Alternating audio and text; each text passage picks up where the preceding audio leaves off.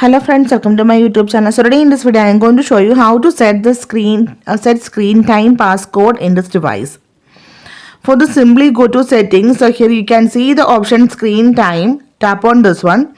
Now scroll down. Here you can see the option lock screen time settings. Tap on this one.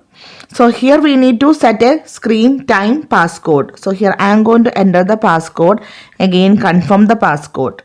So in case if you forgot your screen time passcode, if you enter your Apple ID and password here using this one, you can easily reset or recover your screen time passcode.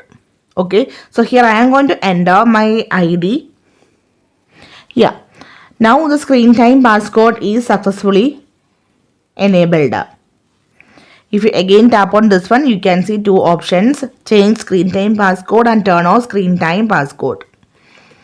So simply in this way you can set a screen time passcode in this device. So hope you guys enjoy this video. Thank you for watching. Thank you. Bye bye.